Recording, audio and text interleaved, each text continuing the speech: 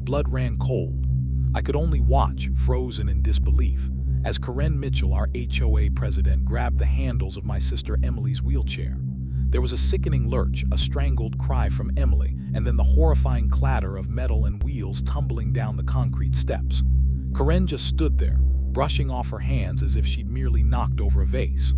"Well, that was unfortunate," she stated, her voice utterly devoid of concern, dripping instead with a chilling casualness. Unfortunate.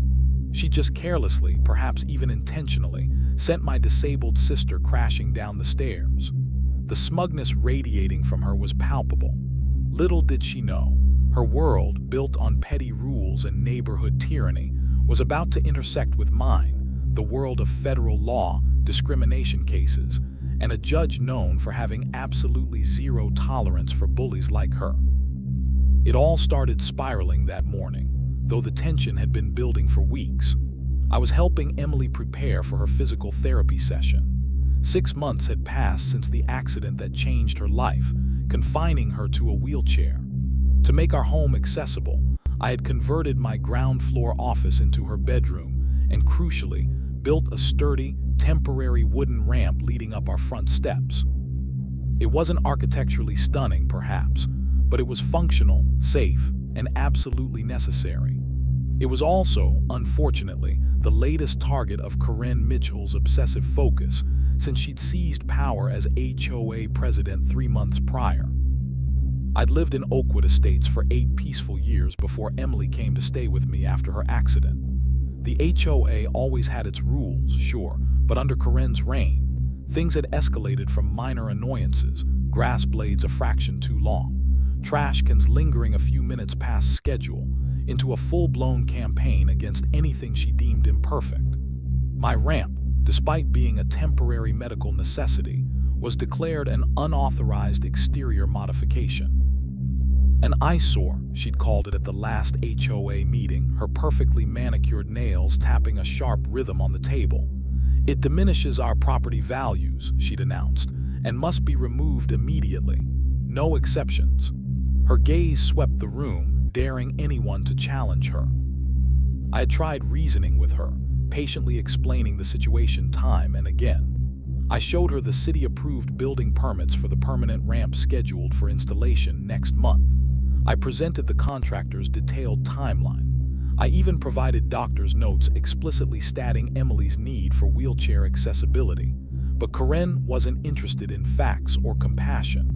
Reason bounced off her like rain off a freshly waxed car. "Rules are rules, James," she chirped, flashing that fake, tight-lipped smile that never ever reached her cold eyes. Then came the veiled suggestion, dripping with condescension. "Perhaps if your sister's condition is so severe, she should consider a more appropriate living arrangement." It took every ounce of my self-control not to react then, reminding myself that Emily needed my calm support, not an explosive confrontation. That morning, however, confrontation found us. As I carefully guided Emily down the ramp and helped her into my car, I saw Karen marching towards us, clipboard clutched like a weapon, her 2 usual board member shadows trailing dutifully behind. "Excuse me," she called out, her voice syrupy sweet but laced with steel. "We're conducting an emergency inspection of your unapproved structure." I glanced at my watch, feeling a familiar surge of frustration. "Emily has a doctor's appointment, Karen. This will have to wait." She planted herself directly in front of my car, blocking my path. "This won't take long," she insisted. "The board has voted to take immediate action on violations that impact our community aesthetics." The way she spat out those last 2 words made it sound like Emily's disability itself was a personal affront to her sense of order. "I've already explained," I started, trying to keep my voice even. "We have permits." "Issued by the city," Karen interrupted sharply, "not approved by the HOA Architectural Review Committee." She thrust a piece of paper towards me. "This is a removal notice. You have 24 hours to dismantle this structure or you'll face daily fines of $200. Emily gently touched my arm. "James will be late," she murmured, her voice strained. I nodded, forcing myself to disengage for her sake. "We'll discuss this when I return, Karen." Her smile turned icy. "There's nothing to discuss. The ramp comes down or the fines begin. Perhaps this will teach you to follow proper procedures in the future. As I reversed out of the driveway, my rearview mirror reflected Corinne and her cronies, already taking photos, measuring the ramp, their faces alight with smug satisfaction. A knot of dread tightened in my stomach. The doctor's appointment ran longer than anticipated. Emily's recovery was progressing, albeit slowly, which was good news, but it meant we didn't get back home for nearly 3 hours. Pulling onto our street, my heart sank. What I saw made me slam on the brakes, disbelief warring with fury. A work crew was actively dismantling our ramp, tossing the wooden planks carelessly onto the lawn like firewood. And there, supervising the destruction with a triumphant smirk plastered across her face, stood Corinne. I threw the car into park and leaped out. "What the hell do you think you're doing?" I roared, abandoning any pretense of calm. Corinne's smile didn't waver. "Enforcing HOA regulations, James. As is my right as board president, you were given notice." My voice shook with anger. "I was given 24 hours. She replied coolly, citing some obscure bylaw. Section 8, Paragraph 3 allows for immediate removal of unapproved structures that significantly impact community aesthetics. The board determined this violation required immediate action. My mind raced past the legal arguments to the immediate critical problem. You've removed her only way into the house. How is my sister supposed to get inside now? Corinne just shrugged, a picture of indifference. That's not the HOA's concern. You should have thought of that before installing an unapproved structure. Emily sat in the car, watching this unfold, her face a mixture of humiliation and disbelief. Neighbors were starting to gather, drawn by the commotion. Some looked uneasy, but nobody stepped forward. I need to get my sister inside, I said through clenched teeth. Then I'll deal with this. Corinne glanced ostentatiously at her diamond-studded watch. My work here is done anyway. Consider this a lesson learned. As she turned to leave with her crew, I helped Emily into her wheelchair, the full weight of our predicament hitting me. 6 concrete steps stood between my sister and her own home, an impossible barrier thanks to this woman. Corinne, I called out, desperation creeping into my voice. You can't just leave us like this. How is she supposed to get inside? She turned back, sighing dramatically as if we were the inconvenience.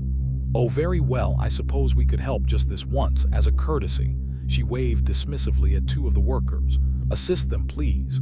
But then, impatience flashing in her eyes, she shoved past the men who were attempting to carefully lift Emily. This is taking far too long, she snapped, grabbing the wheelchair handles herself. Just lift it up the steps, it's not that complicated. Emily gripped the armrests, her knuckles white. Please be careful, she whispered, her voice trembling. Corinne ignored her, attempting to tilt the heavy chair back to bump it up the first step, clearly clueless about the physics and balance involved. I lunged forward to stop her to take over, but I was too late. She lost her grip. The wheelchair tilted, wobbled precariously, and then pitched backward. Time seemed to warp as I watched in slow-motion horror as my sister, strapped into her chair, tumbled down the concrete steps they'd barely managed to climb, landing with a sickening thud on her side at the bottom. What would you do if you were in my shoes right then? Let me know in the comments below. And if you're finding this story compelling, please consider liking and subscribing for the continuation. I scrambled down the steps, my heart hammering against my ribs, fear a cold fist clenching in my gut. Emily, are you okay? I knelt beside the overturned wheelchair, carefully helping her sit up. Tears streamed down her face, not just from pain, but from the shock and humiliation of it all. She was clutching her arm, the one that had been pinned beneath the chair's frame when it landed. Even as I looked, a dark bruise was beginning to blossom beneath the skin. Corinne, meanwhile, stood at the top of the steps. Her expression wasn't one of horror or even mild concern. It was annoyance, as if Emily's fall was merely an inconvenient delay in her schedule. Well, that was unfortunate, she repeated, the words echoing the chilling indifference she'd shown moments before. Then, incredibly, she added, this is exactly why unapproved mobility devices are a liability issue. Liability. My mind struggled to comprehend the sheer audacity, the cold-hearted deflection. Liability, I repeated, my voice dangerously low. You just pushed my sister down a flight of concrete stairs and you're talking about liability. I gently probed Emily's arm, her sharp wince confirming my fears. Okay, Em, I said softly, trying to keep the fury out of my voice for her sake. I think we need to go back to the hospital. Just then, my neighbor, Mrs. Rodriguez, who had witnessed the entire appalling sequence from her porch, rushed over, her face etched with concern and outrage. James, I saw everything, she whispered urgently, glancing warily at Corinne, who was already starting to edge away. That wasn't just an accident, it was deliberate negligence, if not worse. Corinne, overhearing, spun back. I didn't push anyone, she insisted shrilly. She fell because that wheelchair isn't suitable for stairs. Which just proves my point about needing proper accommodations, approved by the HOA. The sheer, unadulterated gall of her statement left me momentarily speechless. She was blaming Emily, blaming the wheelchair, blaming anything but her own reckless impatience. Mrs. Rodriguez ignored Corinne, focusing on us. Can I help you get her back into the car? She definitely needs medical attention. With her help, we carefully eased Emily back into the passenger seat. As I closed the door, Mrs. Rodriguez touched my arm. My security cameras caught the whole thing, James. The footage is clear as day. It's yours if you need it. I nodded, a flicker of grim determination cutting through the anger and worry. Thank you, Maria, I might.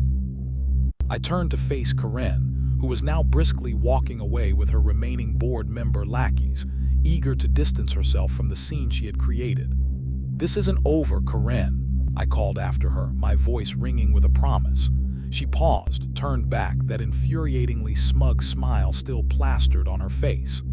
Actually, James, it is, she retorted coolly. And if you even attempt to reinstall that ramp without proper, written HOA Architectural Review Committee approval, the fines will double starting immediately. Then she turned and walked away, leaving us in the literal wreckage she'd caused. The drive back to the emergency room was thick with tension and unspoken anger. Emily, despite her pain, tried to comfort me. It's not your fault, James, she whispered, squeezing my hand with her good one, seeing the storm brewing in my eyes. You couldn't have known she would do something so utterly reckless, so cruel. But I should have known. I should have anticipated the depths of Corinne's petty vindictiveness. I had underestimated her capacity for causing harm in her quest for absolute control. My attempt to keep my home life peaceful and separate from my demanding career had, in this instance, failed Emily. The guilt gnawed at me. At the ER, the doctor examined Emily gently but thoroughly.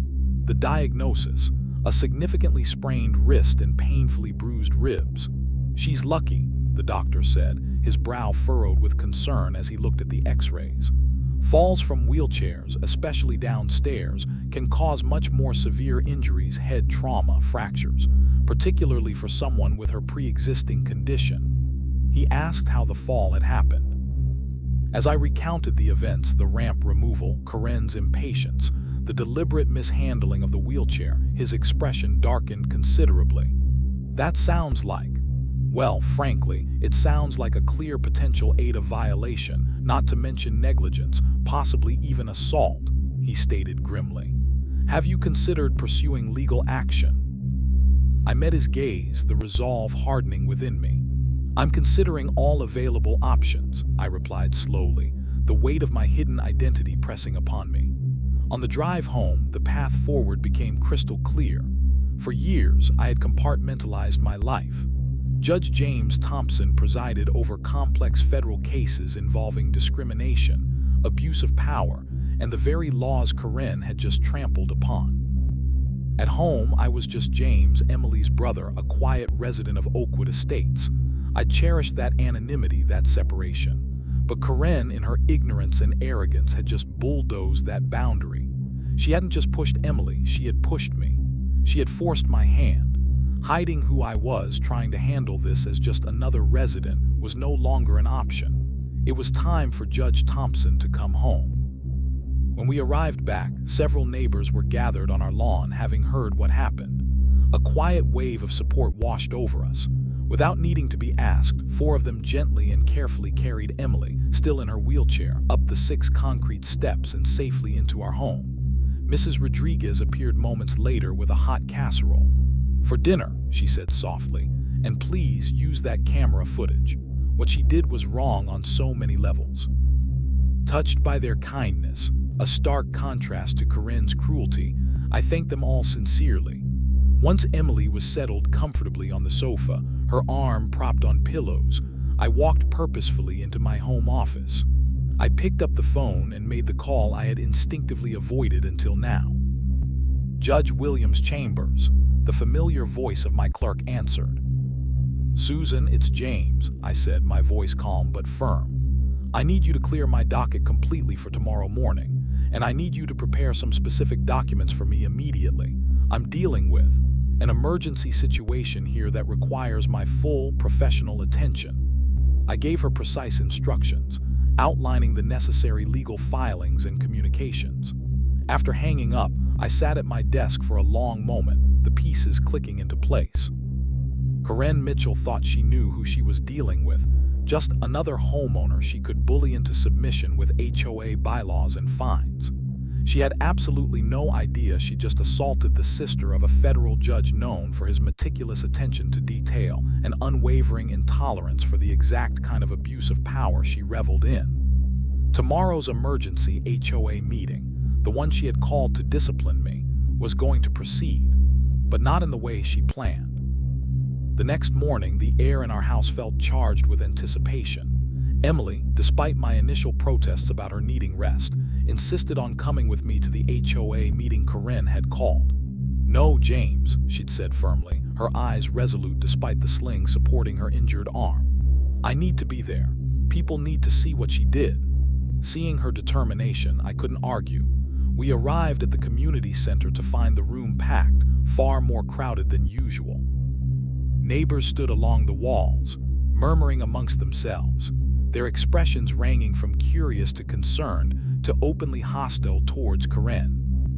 Corinne sat at the head table, flanked by her 2 loyal board members, initially looking quite pleased with the large turnout, likely expecting a public condemnation of my actions. She banged her gavel with unnecessary force. "Let's call this emergency meeting to order," she announced, her voice attempting a commanding tone. Her smile faltered almost imperceptibly when she saw Emily walk in beside me, her arm visibly in a sling, but she quickly composed herself.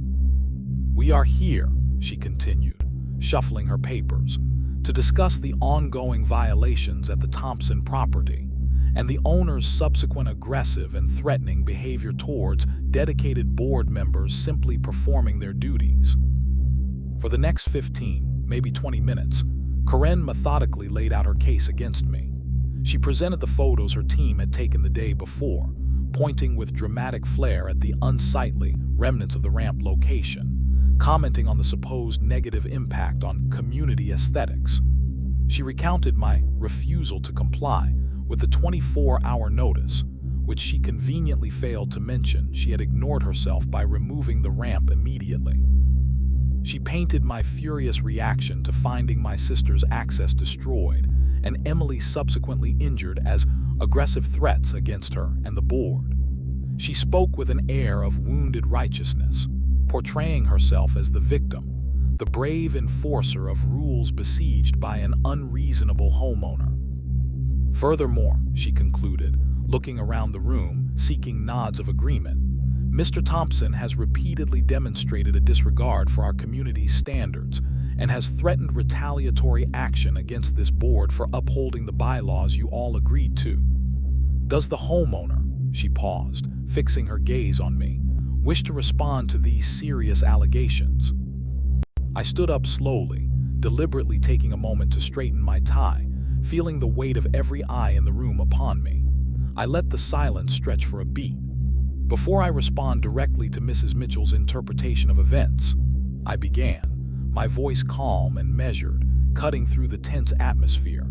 I believe it's crucial to introduce some relevant context that has been conspicuously omitted from her presentation. I gestured towards Mrs. Rodriguez, who was standing near the side wall, holding her smartphone. "Mrs. Rodriguez, if you would." A cable was quickly connected, and the projector screen at the front flickered to life. The room fell completely silent as crystal-clear time-stamped security footage began to play. It showed Karen impatiently shoving past the workers. It showed her grabbing Emily's wheelchair handles. It showed her struggling, losing control, and the horrifying backward tumble down the concrete steps. Audible gasps rippled through the room. Neighbors exchanged shocked glances. The color visibly drained from the faces of the two board members sitting beside Karen. Karen leaped to her feet, her face flushed crimson. "This video, it's taken out of context. It doesn't show everything. I was trying to help." "The context, Mrs. Mitchell," I replied, my voice remaining level but carrying undeniable authority, "is that you and your agents illegally removed an ADA-compliant temporary access ramp from our property, leaving my disabled sister stranded. The context is that you then ignored pleas for caution and recklessly attempted to move her wheelchair yourself, directly resulting in injuries that required emergency medical treatment yesterday." I turned then, slowly panning my gaze across the room, addressing not just Karen, but the entire gathered community. "Many of you know me only as your neighbor. For the 8 years I've lived here, I've generally kept to myself. I value my privacy, which is why most of you probably don't know what I do for a living." I paused, letting the anticipation build, before finally turning my eyes directly to meet Karen's panicked stare. "I am Federal Judge James Thompson," I stated clearly, the words resonating in the stunned silence. "I preside in the Ninth Circuit Court of Appeals. A significant portion of my caseload involves housing discrimination, disability rights, and violations of the Americans with Disabilities Act, the very federal laws that were egregiously violated at my home yesterday." A wave of shocked whispers erupted throughout the room. People were looking back and forth between me and Karen, whose face had gone from red to a pasty, sickly white. Her jaw worked silently, but no sound came out. "Yesterday's actions," I continued, letting the full weight of my position settle in the room, "constitute multiple potential violations of federal law, including but not limited to the Americans with Disabilities Act and the Fair Housing Act. Furthermore, the physical altercation involving my sister potentially falls under state laws regarding assault and battery, stemming from reckless negligence." The smug confidence had evaporated from Karen's demeanor, replaced by raw, naked fear. Her reign was over. She just didn't know the full extent of it yet. What do you think was going through Karen's mind at that exact moment? Share your thoughts. The immediate fallout in that room was swift and decisive. Before Karen could even formulate a defense beyond sputtering denials, one of the other board members, one who had previously seemed intimidated by her, stood up and quickly motioned for a vote. Within minutes, the board, minus Karen who sat stunned and silent, voted unanimously to immediately reinstate our temporary ramp at HOA expense and issue a formal, written apology to Emily and me. The motion passed without objection.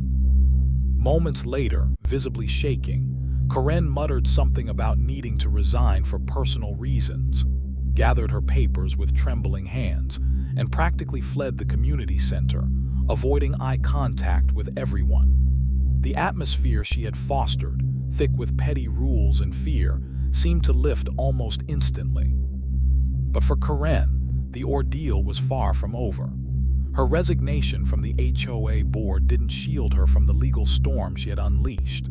Within days, acting on the information and evidence I provided through official channels, the full weight of the justice system descended.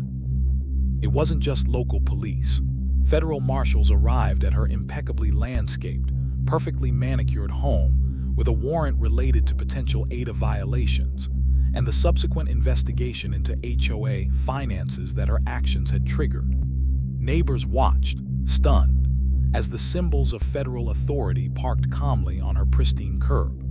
Her carefully constructed facade of suburban respectability shattered completely under the cold scrutiny of federal law.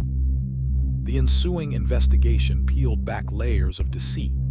Investigators, armed with subpoena power, meticulously combed through years of HOA financial records.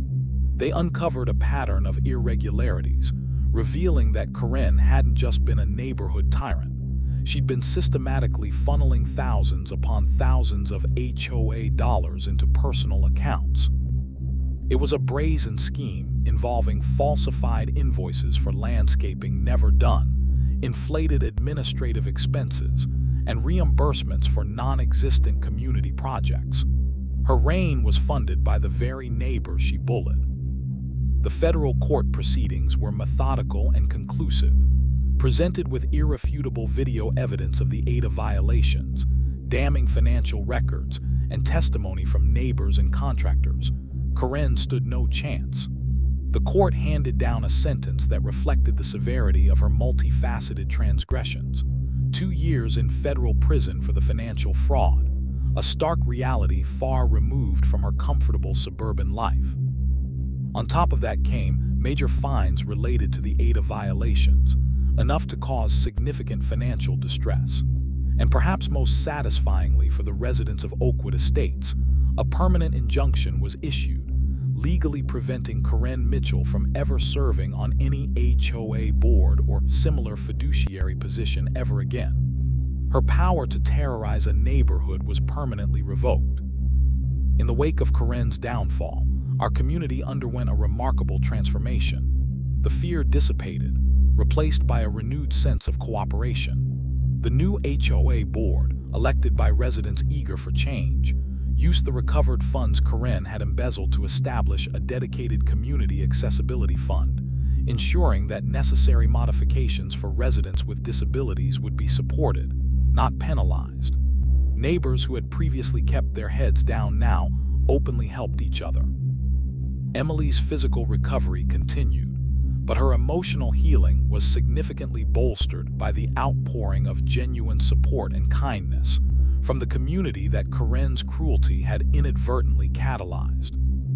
About 6 months after the sentencing, long after the permanent ramp was installed and life had settled into a new, more positive normal, I received a letter with a return address from a federal correctional facility.